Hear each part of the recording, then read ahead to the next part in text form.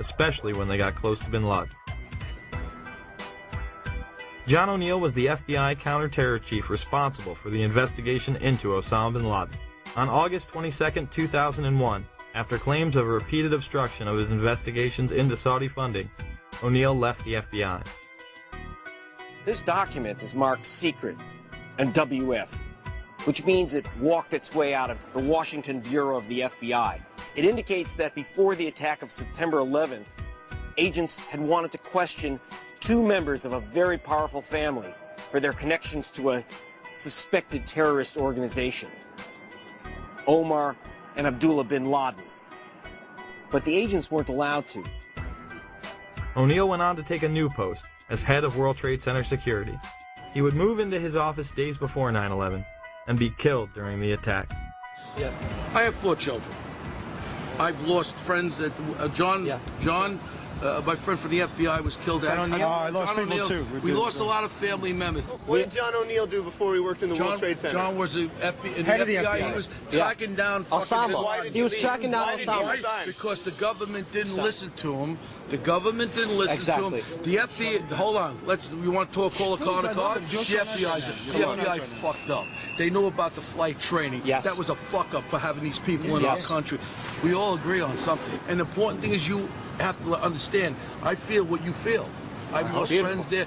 I feel what you feel. That was our World Trade Center. That was our people that fucking died that day. At a time when bin Laden was the most wanted man in the world, why would intelligence agencies stop their own investigations, especially as they were closing in on him? Robert Wright and others within the FBI also had their investigations into terrorism stopped prior to 9/11. Since August of 1999, I've been working to legally expose the very real and foreseeable Middle Eastern terrorist threats to American citizens at home and abroad. From 1993 to 1999, I was assigned to the Chicago Division's Counterterrorism Task Force.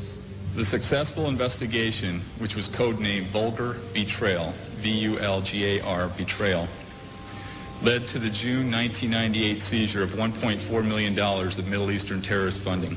These funds were linked directly to Saudi businessman Yassin Qadi. On October 12, 2001, Yassin Qadi was designated by the United States government as a financial supporter of Osama bin Laden. Larry Klayman of Judicial Watch initially tried to help get Wright's story to the proper authorities. He wanted to come forward long before 9/11. We were taking those steps beginning last summer to do that.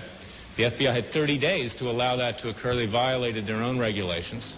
They covered it up. If you didn't hear me, I went specifically. I called the Attorney General's office just days after 9/11. I said, Dave Shippers and I represent a special agent of the FBI Chicago field office who has years of information about how the FBI did not do its job, did not in any way investigate in a meaningful way money laundering in the United States. You're now claiming you want to do this. I'd like to make them available to you, Attorney General Ashcroft. And I was met with a response by Michael Chertoff, head of the criminal division. We're tired of conspiracy theories. Michael Chertoff will later become the head of Homeland Security, the department set up to fight the war on terror after 9/11. Wright was also restricted from telling any specifics about their investigation. Robert Wright was then prevented from working on terror investigations.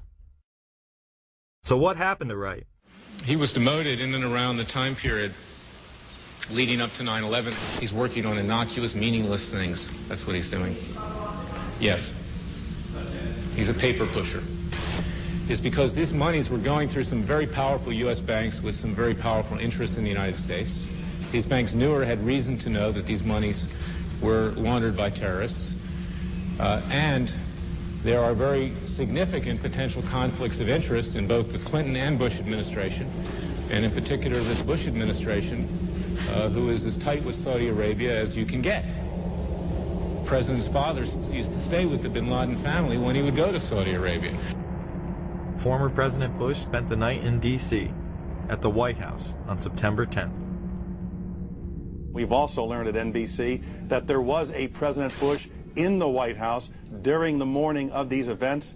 His father, former President Bush, was actually at the White House the morning of the attack. The next day, elite financiers of the Carlyle Group would meet. This global private equity investment firm would profiteer enormously from the wars in the Middle East.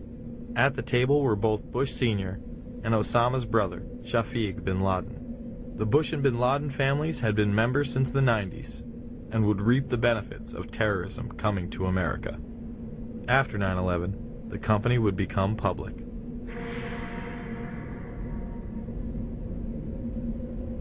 All I do agree with you is on one thing.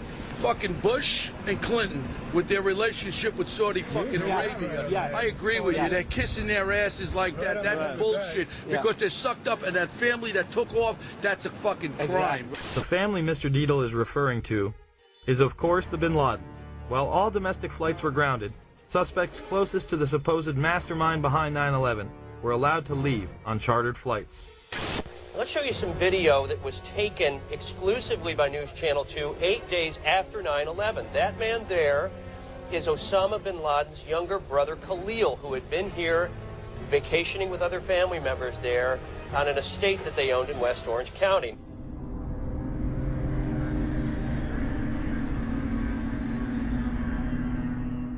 Now I guess we can safely say that there were people within the FBI and other agencies who actively protected and aided the alleged terrorists. With all the resources available to U.S. intelligence, you would think that someone within would have detected something.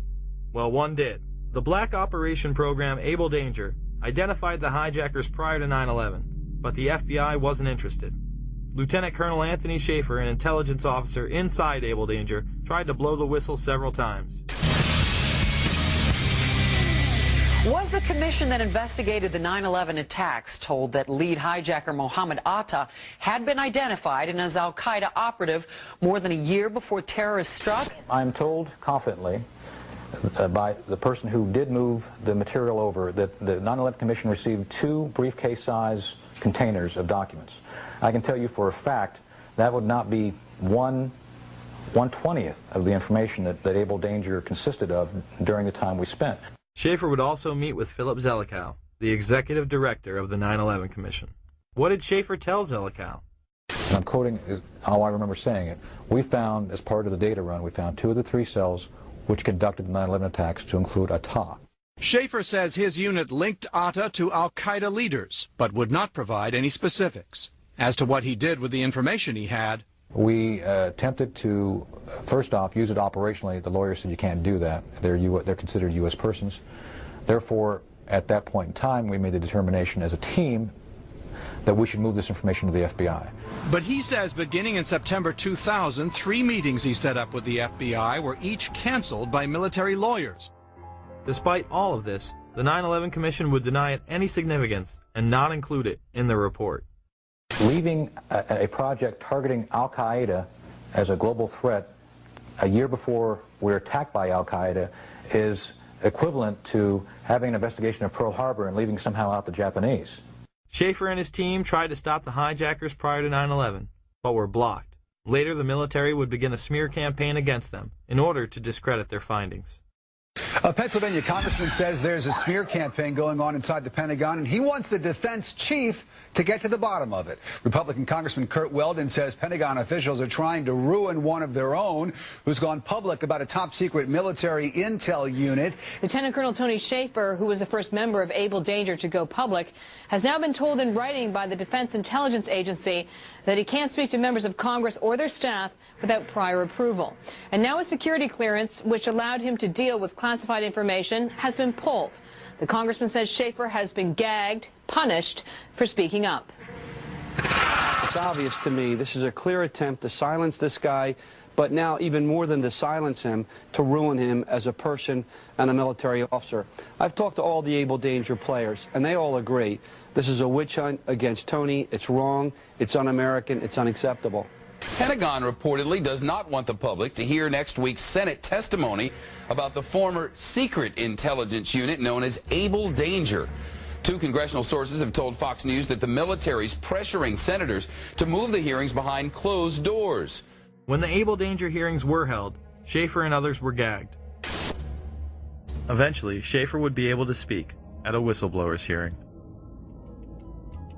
Many of us take seriously our oath of office to support and defend the Constitution against all enemies, foreign and domestic. Let me be upfront here. I am no Boy Scout. I was not hired as an intelligence officer because I hung out at the Christian Science reading room.